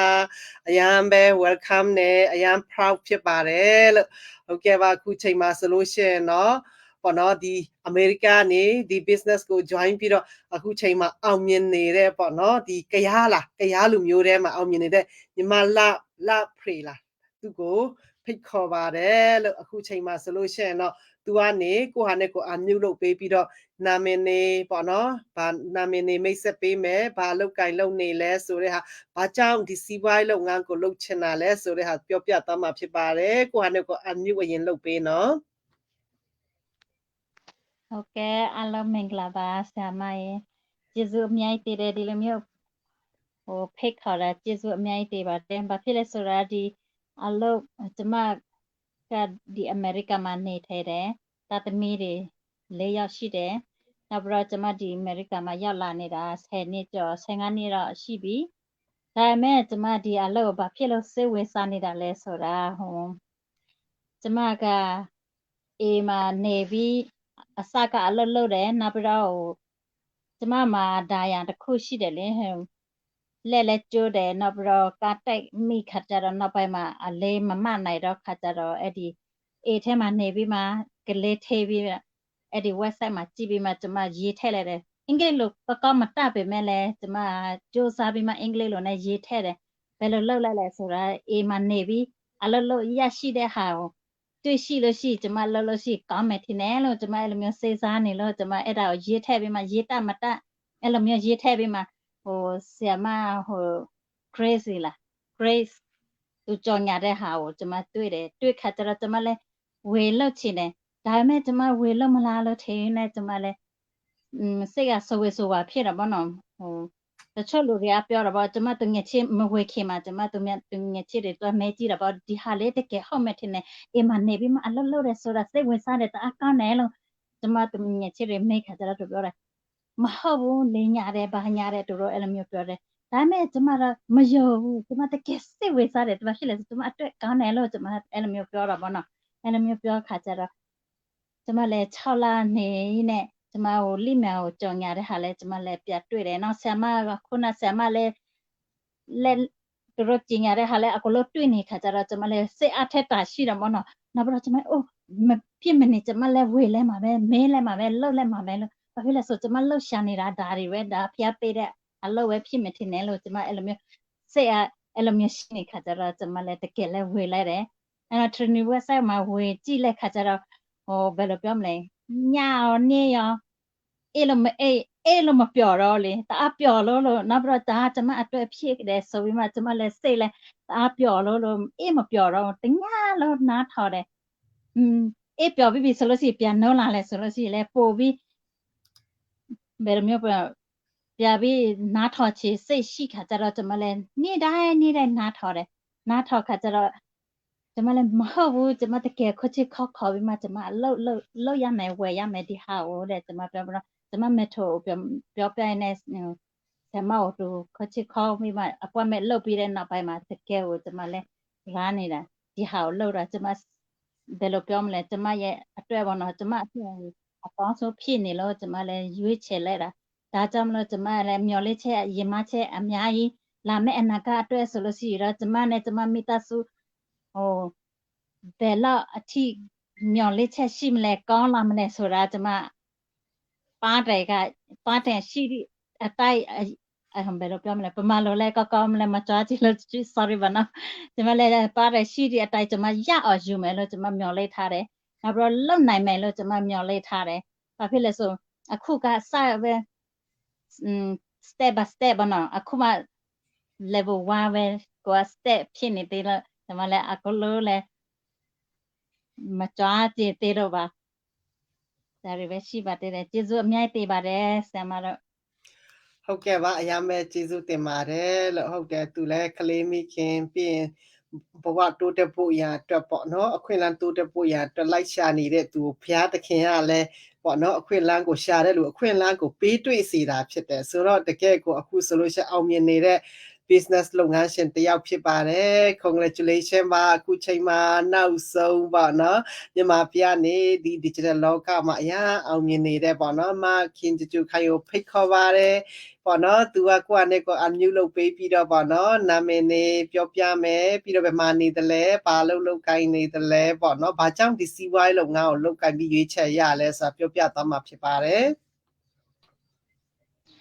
ဟုတ်ကဲ့ပါဆရာမမင်္ဂလာပါရှင်ကျွန်မဆိုလို့ရှိရင်မကွေးတိုင်းကျွန်မဆိုလို့ရှိရင်မကွေးတိုင်းမင်းမှုမြို့နယ်မှာမိဘတွေကိုဒီစောင့်ရှောက်ရင်ဒီလုပ်ငန်းလေးကိုလုပ်ကိုင်နေတာဖြစ်ပါတယ်ရှင်ကျွန်မဆိုလို့ရှိရင် digital business ကိုဘာကြောင့်လုပ်ကိုင်ရလဲဆိုလို့ရှိရင်ကျွန်မဆိုလို့ရှိရင်စိတ်ပစ္စည်းမှုလည်းမရှိဘူးပေါ့ကိုယ်တိုင်ကိုကြိုက်တဲ့အချိန်မှာကိုကြိုက်တဲ့နေရာမှာလုပ်ကိုင်လို့ရတယ်မိဘတွေကိုလည်းဒီတမကဒီမှာကပူပေးမရှိဘဲနဲ့လောက်ကင်ကျွေးမွေးနိုင်အောင်လို့လဲဒီလုပ်ငန်းလေးကိုလောက်ကင်နေတာဖြစ်ပါတယ်ကျွန်မဆိုလို့ရှိရင်ကျွန်မကတော့အပြိုကြီးဖြစ်တဲ့အတွက်သားသမီးတွေတော့မရှိဘူးပေါ့ရှင်ကျွန်မဆိုလို့ရှိရင်လူအများကိုလည်းကူညီနိုင်တယ်မရှိစင်းသားတွေကိုလည်းဒီလုပ်ငန်းလေးလုပ်ပြီးတော့လှူဒန်းတွေလုပ်နိုင်အောင်လုပ်ချင်ကန်ချင်တဲ့စိတ်ရှိတဲ့အတွက်ဒီလုပ်ငန်းလေးကိုလောက်ကင်နေတာဖြစ်ပါတယ်ကျွန်မလောက်ကင်နေတာဖြစ်ပါတယ်ရှင်ညမဆိုလို့ရှိရင်ဒီလုပ်ငန်းလေးကဘာကြောင့်လုပ်ကိုင်နေတယ်လဲဆိုလို့ရှိရင်စိတ်ဖူဆူတယ်ကိုပင်စင်လဲဒီလုပ်ငန်းလေးလုပ်ကိုင်ခြင်းအပြင်ပင်စင်လဲရနိုင်တဲ့လုပ်ငန်းလေးလည်းဖြစ်လို့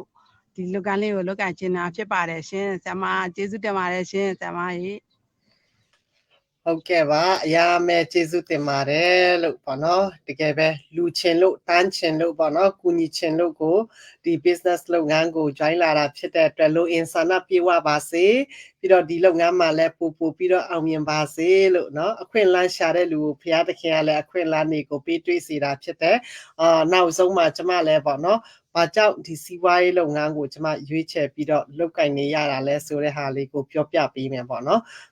ကျမဆိုလို့ရှိရင်တော့ပေါ့နော်ဒီလိုမျိုးဟိုတိုးတက်ဖို့ရအတွက်အောင်မြင်ဖို့ရအတွက်ပေါ့နော်အများအားရှာဖွေနေတဲ့ပေါ့နော်ဒီမျိုးသမီးတယောက်ဖြစ်တယ်ကျမအိမ်ထောင်မကြခင်ကလေးကနေပေါ့နော်ဒီလိုမျိုးကိုယ်တိုင်ကိုကြအလုပ်လုပ်တယ်ကိုပိုင်ဝင်ငွေတွေရှိတာဖြစ်တယ်ပေါ့နော်ကိုပိုင်ဝင်ငွေရှိတယ်အခုလည်းဒီသားသမီးတွေနဲ့အိမ်ထောင်နေကြပြီးတဲ့နောက်ပိုင်းမှာလည်းပဲပေါ့နော်ကိုကအိမ်ထောင်ကြပြီးတော့သားသမီးနဲ့ရှိပြီဆိုလို့ရှိရင်တော့အပြင်မှာအလုပ်ထွက်လုပ်ဖို့ကကြတော့ပေါ့နော်ဟိုအချိန်ပြည့်အဆင်မပြေတော့ဘူးဖတ်ထားမလေးပဲလုပ်မယ်ဆိုဝင်ငွေရလည်းအရန်နဲတယ်ပေါ့နော်အဲ့ဒါကြောင့်မလို့